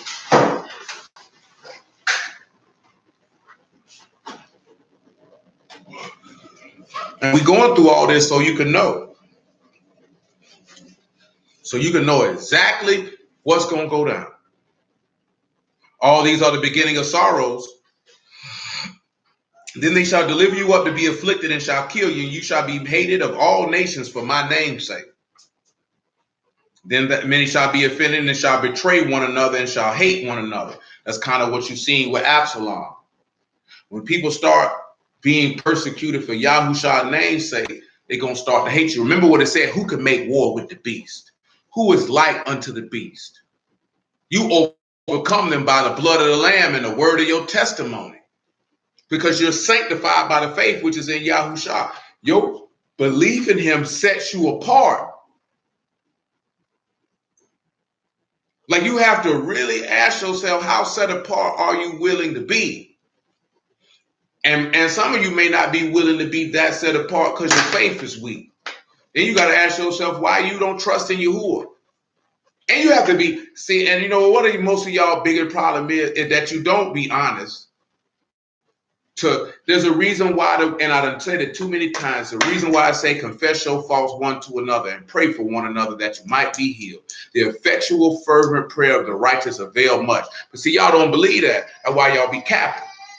You know what I'm saying? Y'all don't really believe that because you're concerned about if people going to talk about it or what they going to say. I done told you this before, and I'll tell you again. How can anybody know what to pray for if they don't even know what your problem is? You know what I'm saying? And why would Yahuwah even be willing to help you with the issue if you ain't even man or woman enough to confess it to people who you say is your brother and sisters in Mashiach? Like I told you, I talked to a young man, ain't know me from a can of house paint. And that man confessed his fault right then and there on the spot. See, a humble and contrite spirit, y'all won't despise. He said a humble and contrite spirit will dwell with him because he wasn't concerned about none of that. Are you concerned about how you're going to look? Or are you concerned about saving your soul? Because there is no way that a proper attack plan can be laid in place to help and assist in the fact and deliver you from anything that is causing you to be separated from your Elohim because you want to play it close to the vest. You know what I'm saying? This ain't high school. I don't know what type of junk y'all YouTube, but I'm in the business of dealing and saving in souls. And we can't do that job without the proper tools and information. It's going to be highly impossible. But if you think you can figure it out and solve it on your own, then by all means, go ahead and do so. Because if you ain't been successful at this point, the likelihood of you being successful in the future is probably pretty low. You have to see how serious. That man said you need to sit down and see if you got enough to count the cost, if you got sufficient to pay. Are you willing to do the things necessary to deliver your soul. Like, why did you get in the word? What are you in the word for? You shouldn't be in the word for no other thing than salvation. If you ain't in it for that, what you in it for? What you doing it for? What's the point? Why go to hell and you're not doing what you want to do? You might as well go to hell doing what you want to do, going where you want to go, hanging who you want to hang with. Don't be around here with vain worship and get no reward. Don't be walking around with things in your inward parts that preclude the Ruach HaKodesh from dwelling in there because you don't want nobody to know it's there. That's stupid. That's not hurting. You're not hurting no one but yourself. We're talking about eternal salvation. Anything else is uncivilized. I'm talking about you shouldn't let nothing get in the way of that unless you don't believe in eternal salvation. But if you do, then you have to let your pride to the side. There's a reason he told you to do that. You know what I'm saying? So, see, that's the difference. What I'm talking about. You see yourself as individuals and not an interconnected body of people who are working together for the increasing of the honor of our Elohim and the assistance and healing of all those who are part of that body. So that's why we have those problems. Where am I at? I'm in verse 10. I'm in verse 11. Many false prophets shall rise and shall deceive many. And because iniquity shall abound, the love of many shall wax cold. He that shall endure to the end, the same shall be saved. And the gospel of the kingdom shall be preached into all the world for a witness unto all nations, and then shall the end come. So when all this stuff go down, what he mentioned, that gospel going to be preached in the whole earth. And then they going to know Yahushua is the son of Elohim, and that he was killed, and he died, and he rose on the third day. That's what they going to know. If they didn't know, they going to know it. And that he coming to reign. That's why he say, proclaim unto Zion, your Elohim reign. Please know he coming. See, these niggas don't want to hear that because they're enemies of the state. That's why you don't hear it now. But they're going to hear it in that day. That's for certain. He said, when you therefore shall see the abomination of desolation spoken of by Daniel the prophet, stand in the Kadash place, whoso read, let him understand. So he's telling you right then, if you understand, then you know what's going down. This man going to sit back and he going to make this place be detestable and destroyed when he's standing there and say he God. He said, y'all know what to do. You need to hit it. But drop down a little bit. Verse 21. For then there shall be great tribulation, such as was not since the beginning of the world to this time. No, nor ever shall be.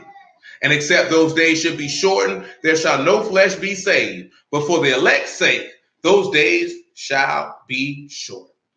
Then if any man shall say unto you, lo, here is a Mashiach, or there, believe it not. For there shall arise false Mashiachs and false prophets, and shall show great signs and wonders, insomuch that it were possible.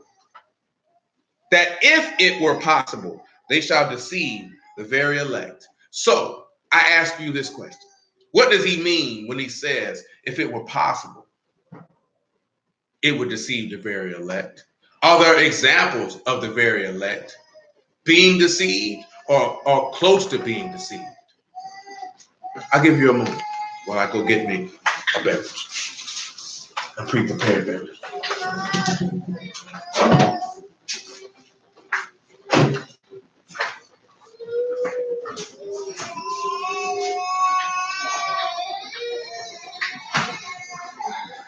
I know you like the Dunk Donut.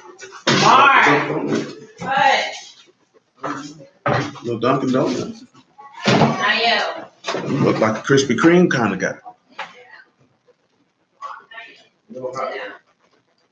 Huh? You don't even need no hotline. Hotline be too soft. I thought you liked it moist. I ain't said one more.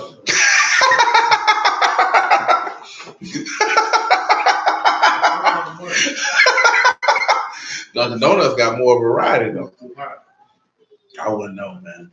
I ain't never been I ate a donut, but I never was a connoisseur. I never was like Krispy Kreme. Got the light on, let me pull over. Yeah, me either. But check it, right? Let's deal with the word elect first. Let's go to Isaiah 42:1. Let's deal with the word elect first, so y'all can see where it's used. Elect, of course, means chosen. if you're not aware. He said, behold, this is Isaiah 42:1. Behold, my servants whom I uphold, my elect, in whom my soul delight. I put my ruach upon him, he shall bring forth judgment to the Gentiles. The word for elect is bakir. Same thing for bakar, which is the word for chosen. Korath and his people, yes indeed, yes indeed. He almost deceived the very elect. And we looked at him and his crew on Wednesday. So you have Bak, Kad, Yad, and Rosh when you deal with being his elect. So we see that the chief son or the highest son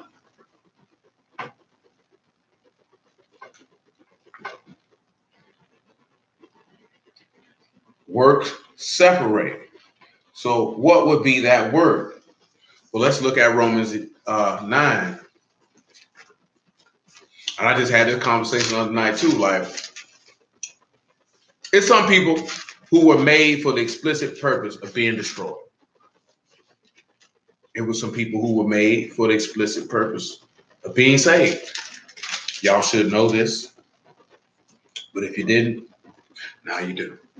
Romans 9:15. For he said to Moses, I will have mercy on whom I will have mercy, and I'll have compassion on whom I will have compassion. So then it is not of him that will, nor of him that run, but of Elohim that show mercy. For the scriptures say unto Pharaoh, even for this same purpose have I raised you up, that I might show my power in you, and that my name might be declared throughout all the earth. Therefore he have mercy on whom he will have mercy, and whom he will harm. You know that particular statement right there? I've been meaning to go through that for about 3 years, and he never did it. Maybe we'll get to that real soon. That should be apparent how that relates to Yahushua. But if it doesn't, Most High will, you'll see. Therefore, he have mercy on whom he will have mercy, on whom he will harden. Aaron in that regard, yeah. That depending on what story you're referring to. What story are you referring to, Trini? He say, thou, will you say unto me, why do he yet find fault for who have resisted his will? He said, but oh man, who are you to reply against Elohim? Shall the thing formed of him, shall the thing that thing formed say to him that formed it, why have you made me this way? Have not the power over the clay of the same lump to make one vessel under honor and another under dishonor? What if Elohim willing to show his wrath and to make his power known, endure with much long suffering the vessels of wrath fitted to destruction, that he might make known the riches of his esteem on the vessels of mercy, which he had afore prepared unto esteem. So the choosing come down to Elohim. So there's people who have been chosen to believe lies because they ain't never had come on back to Second Thessalonians. That's why he tell you to leave them alone. And then you can't be going back and forth with somebody who was maybe meant to believe a lie. They were made for that purpose. That's just stupid.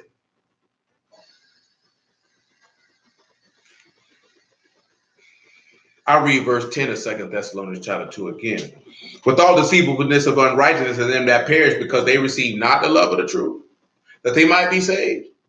And for this cause Elohim shall send them a strong delusion, that they should believe a lie, and that they might be damned, who believe not the truth, but have pleasure in unrighteousness. But we are bound to give thanks always to Elohim for you, brethren, beloved of the Lord, because Elohim from the beginning chosen you to salvation through sanctification of the Ruach and belief of the truth, whereunto he called you by our gospel and by the obtaining of esteem by our Lord Yahushua HaMashiach. So you chosen or made elect from the beginning. This is why the highest son's work separated. You were separated by his sacrifice from the beginning. So if he's seeking to sanctify you and make you unto himself, ain't no need of fighting it. By trying to cleave to the world, that don't make sense. But let's continue. How is it that if it were possible, the very elect would be deceived? So, when they were putting themselves equal to him. Gotcha. So we would look at Eve. Would you say Eve was chosen? Shayla, would you say Eve was chosen? Yeah. And she was. Because he said it wasn't good for man to be alone. He chose to make a woman and he pulled her out of his rib, did he not? So that would mean she was chosen. But she happened to be deceived. You know what I'm saying?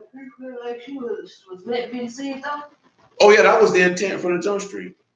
To bring that in. You know what I'm saying? But just looking at the fact of, you're not going to see a lot of times where the chosen elect weren't deceived. You know what I'm saying? Some of them got deceived.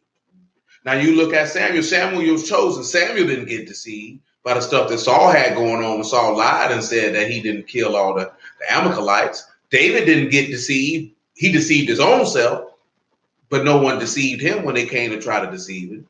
You know what I'm saying? Solomon got deceived by his own self. You see a lot of the very elect get deceived by their own selves. Very rarely from someone from the outside. You know what I'm saying? But what he's telling us in this regard is there's a reason why the very elect will not be deceived.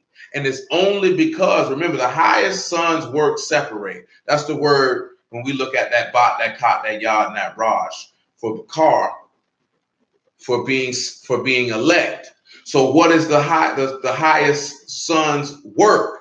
It was him being crucified. You believe that he's crucified and resurrected from the dead because you believed on him as the scripture have said. So the only reason why the very elect are not being deceived is because they know the scriptures. See, if you don't know the scriptures, you're going to be deceived. This is why he's coming through with flatteries or fine promises to those who do wickedly against the covenant. You already don't have a desire to do it. You already don't believe it. So when he comes to have intelligence with the people and teach you, he's going to be able to teach you to go contrary to the word. Because remember, he's going to have understanding of dark sentences. So he's going to be deceived. This is why you'll be hated by all nations for his name's sake, and people will betray and kill you because you standing up saying this nigga is lying, even though he's done did all these signs and wonders. And he done remember, raising from the dead is a sign and a wonder. According to the script. If you know the script, you already know that. So when he do that, that's a deception. If you know the script, you're not going to be deceived by that. Remember what it says, right? Everyone that is not written in the Lamb's book of life will follow this man. Let's take a look. Revelation 13 again. Notice who he said he would make war with.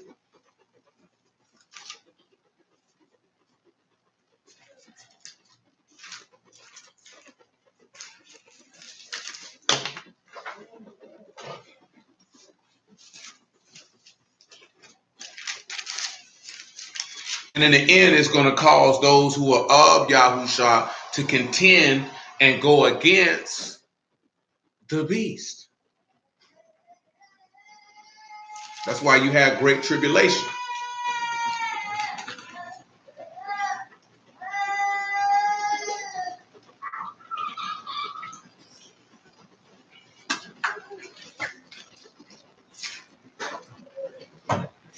Thirteen and 6. Revelation 13 and 6. We'll make it 13 and 5. We'll make it 4. And saying they worship the serpent, which gave power unto the beast. That's why you have to have it on your hearts without question. Without question. That's why you got to have it on your heart. Can't be deceived in that fashion. I've been stressing that to y'all for years. Years and years and years. And if you want to perfect Kadashis in the fear of Elohim, it's what you have to do. And you have to realize how serious this is. That's why I keep telling you, it's not about reciting back answers to questions that are asked to you. It's not about that. Ain't never been about that. I ask that to keep you engaged and to keep your mind moving. But in reality, just like that meme I put up there the other day, that stuff got to go. Hold on, because my Bible's an example of it. Let me get a good page of it. I keep flipping the sun, but let's find a good. See, this stuff got to go from being highlighted in your book to being written on your heart. That highlighted in your book ain't hitting on nothing. You know what I'm saying? It need to be laid up in your heart. That's what he said he was going to do, put it in your inward part. What's the problem? He said in Psalms, I desire wisdom in your inward parts. Oh, that's a whole. And then if you got it in there, then guess what? You'll be unperfect. You'll start perfecting. You'll see them promises. I believe in promises. I'm going to perfect Kadashis and I'm going to fear my God. I ain't fooling with you niggas. I don't even have a desire to be fooled up with you niggas. Some of y'all been in the word too long for the pool of the world or contrarians to even have any type of push. Keep it honest with you. They shouldn't even have a push. Remember, man, you can't be of the world. When you say if you friends of the world, you enemies of Elohim. You have to be willing to say. And I'm just telling you, that's what when you receive the Ruach HaKadosh, I'm telling you, your Elohim said, I am Kadosh, be you Kadosh. It's going to set you apart. That's what it's going to do. It's going to set you apart. So where your desire is his desire, and your will is his will, and your ways are his ways. That's what happens. You know what I'm saying? All the way around the board, all the way across. No compromising. No, I want to do this here and trying to cut corners and can't. No, it ain't none of that. You ain't concerned with none of that. It's Yah's way or no way. That's how you see it. That's what happens when you take on Hamashiach's mind. That's how you see it. That's why the people hated him. That's why he told them that he was from heaven and that he was from above and they were of the earth, because he wasn't like them. And he wasn't trying to be like them. And he wasn't trying to fit in with them. And he wasn't trying to compromise with them. And he wasn't trying to go with them. Because I'm trying to go where my Father is. Who's coming with me? That's all he wanted to know. That's all he wanted to know. Who's coming with me? Nevertheless. And they worship the serpent which gave power unto the beast. And they worship the beast, saying, who is like unto the beast? Who is able to make war with him? Well, guess what? We just read in Thessalonians where he said he'll be consumed by the Lord and his ruach and his mouth. Well, we know that Yahushua coming back to destroy him. So guess what you would be out there saying while these people saying who like the beast and who gonna make war to him? You're gonna be saying Yahushua is greater than the beast. What you mean? Yahushua rose from the dead by the power of Elohim. He ain't got no power. Well, the devil rose him. I seen it. Nobody's seen Yahushua raised from the dead. We don't even know if he's real. This is the type of, y'all think it's a game because you don't see it, because everybody out here capping for Easter this week. Even some of these brew capping for Passover. A lot of these niggas capping. You know what I'm saying? They might as well get him a Rock Nation cap or a New Era cap. Get them something, because that's what they doing, because you covering yourself up. That's not really you. Take that hat off. Let me see what your head really look like. Expose yourself. But y'all think these people sincere because they threw on their best garments, paid a lot of money. These people finna put on their best suits. Front. These people gonna be standing out there on the beach Sunday morning looking at the sun come up. He is risen, you idiot. You know what I'm saying? You idiot. Why are you standing on the beach watching the sun come up? These people went so far. It's like Easter Sunday is resurrection, so you know they wrong. And then Passover, you know, we'll just leave that where it's at. Because all these niggas care about is garments and lamb. You know what I'm saying? That's all most of these niggas care about is garments and lamb. You ain't realize you've been delivered from sin. You don't realize that man resurrected from the dead and gave the gift of life to you. You don't realize that this allowed the, hold on, swing of Revelation chapter 5. Y'all don't realize this what happened when he rose from the dead. We don't even realize this what happened. Revelation 5:1. They don't even realize this what happened. He said, I saw on the right hand of him that sat on the throne a book written within and on the backside, sealed with 7 seals. I saw a strong Malachim proclaiming with a loud voice, who is worthy to open the book and to loose the seals thereof. No man in heaven nor on earth, neither under the earth, was able to open the book, neither to look thereon. And I wept much because no man was found worthy to open and read the book, neither to look thereon. And the elders said unto me, weep not. Behold, the Lion of the tribe of Yehudah, the root of David, had prevailed to open the books and to loose the 7 seals thereof. It sit back and look at it, right? They say he should drop down to verse 9, get straight to it. They sung a new song saying, you are worthy to take the book and to open the seals thereof. For you were slain and has redeemed us to Elohim by your blood out of every kindred, tongue, people, and nation, and have made us priests, made us under our Elohim, kings and priests, and we shall reign on the earth. So you sit back and you look at it, right? This who are able to make war with the beast, nigga. That's what you think you're going to be out there talking about. See, come over here to Revelation 7. 7 and 13.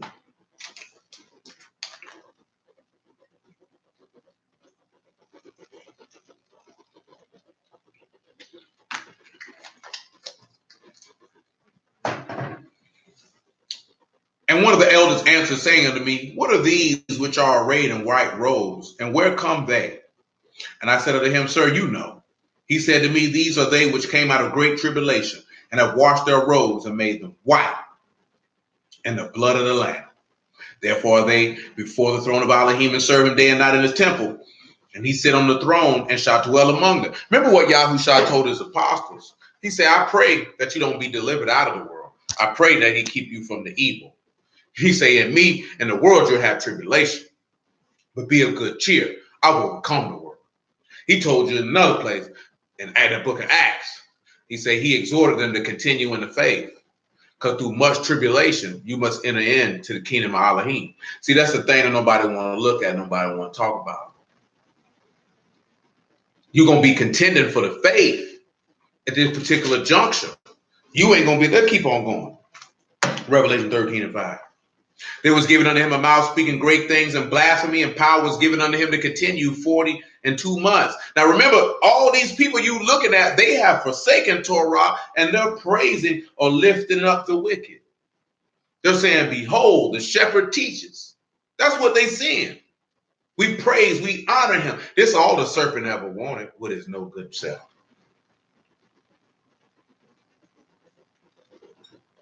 And he opened his mouth in blasphemy against Elohim. Well, said there was given unto him a mouth speaking great things and blasphemy. Power was given unto continue 42 months. He opened his mouth in blasphemy against Elohim, to blaspheme his name and his tabernacle and them that dwell in Shamahim.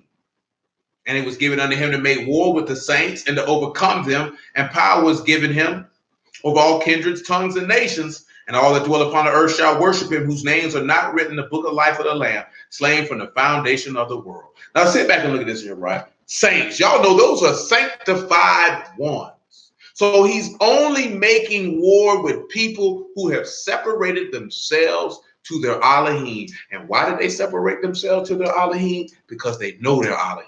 So therefore they would be strong and they would do the works of Elohim. Now remember, he said they would contend with them. The word for contend is garah. That means to cause strife or contend. You got Gamal, Rosh, and Hay. So we sit back and see how the highest, behold, you can say, behold the chief's messenger. Either way it go. We contending with them because we are bearing witness that Yah is the son of Elohim. And that's going to cause strife. This is what's going to cause you to be hated by all nations for his name's sake. Because you bear witness of the highest messenger. You're saying, behold, Yahushua the messenger, cuz I don't know who this nigga is.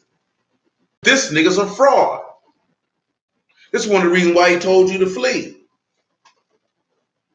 Because he know you finna get persecuted and get killed.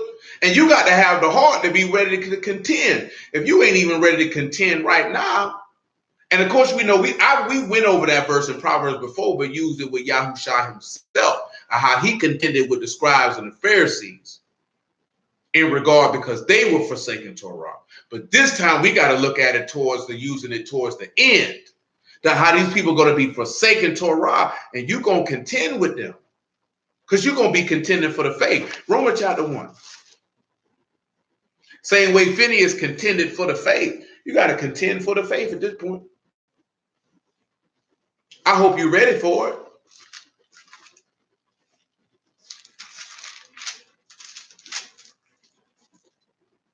Romans chapter 1. I think I don't know if that's the right spot. It doesn't matter. Romans 1 and 16. He said, for I'm not ashamed of the gospel of Hamashiach. It is the power of Elohim unto salvation to everyone that believes, to the Yahudim first, and also to the Greek. For therein is righteousness Elohim revealed from faith to faith, as it is written, the just shall live by faith. So sit back and look at it. You ashamed of the gospel? Remember what Paul told you? He said, don't be ashamed of the gospel and be his prisoner. See, you show yourself to be ashamed of the gospel when you ain't willing to sanctify yourself. Because he said he coming to make war with the saints. That means the Kadash. Kadashim, or the Kased, you done set yourself apart completely. Now you got to contend with the whole earth. Are you willing to contend with the whole earth for the gospel's sake? That the name of your Elohim might be proclaimed? Because these people going to be out here stealing hearts, corrupting, deceiving, turning the people against so they could go to war with you. That's what you've seen with Absalom and David. That's what you've seen with Korah and Moses, when we talk about Wednesdays. That's why we worked in that parable in Luke 16.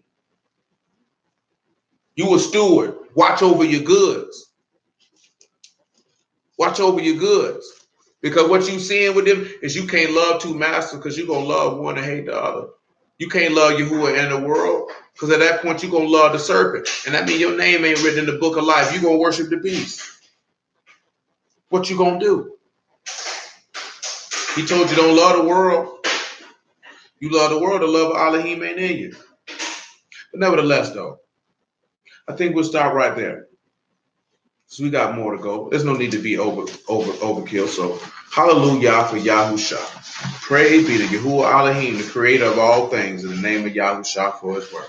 And bless his Kadesh Shabbat while we at it. So I don't want you to consider. A lot of people going to come through with fair speeches, deceiving the simple. You know what I'm saying? You got to know the gospel. Because this man coming through with the word, man. I don't know, I done told y'all this so many times, but he's coming through with the word, man. He's coming through with the word to deceive. And if you are truly chosen, as we've seen you chosen aforetime, remember, right? He said, you know, before my members were written, or ever made, their name were written in the book. So your name's written in the book. You're going to know the word, and you're going to cleave to that gospel, and you're going to stand firm for your Elohim. And you need to be doing it now, not later. Now, not later. Because if you keep Torah, you keep that gospel, you're going to contend with those who praise the wicked. Who's like unto the beast, who can make war with him. Nigga, what you mean? Yahushua will be here for you shortly. You know that for certain. If you ain't know nothing else, he will be here for you shortly. And he will consume you with his mouth and the brightness of his coming. You just understand and you know that. But I told you, man, and the text shows you that righteousness ain't never been loved in the earth, never has been, never will be. You know what I'm saying? And if righteousness is manifested, you got to cleave to it. And that righteousness manifested is Yahushua HaMashiach. So cleave to him. And as you can see, with Absalom taking 40 years to deceive, ain't no length of time a person will take to try to deceive you, to try to win your heart. Whole time, he against Elohim, the whole play. These are things to consider. We'll continue down in this journey, but we're going to focus more, y'all willing, on verse 5 and Proverbs 28, along with perfecting Kadashness and the fear of Elohim and the things that pertain to that, to our healing and our restoration and our completeness and our wholeness, because that's what we should be after. So I bless everybody out of the house of y'all in the name of Yahushua. I appreciate everyone's time. You who are willing, the word will weigh and consider, and you'll lay it up in your heart and be quickened with the riches of Elohim and receive the precious gift of the Ruach HaKodesh, that you might be counted worthy to enter into the gates of his kingdom and eat of the tree of life, and that we all might have a seat at the Lamb's table and rejoice at his name at the marriage supper of the Lamb. So you who are willing, until that time, I will see you on the morrow.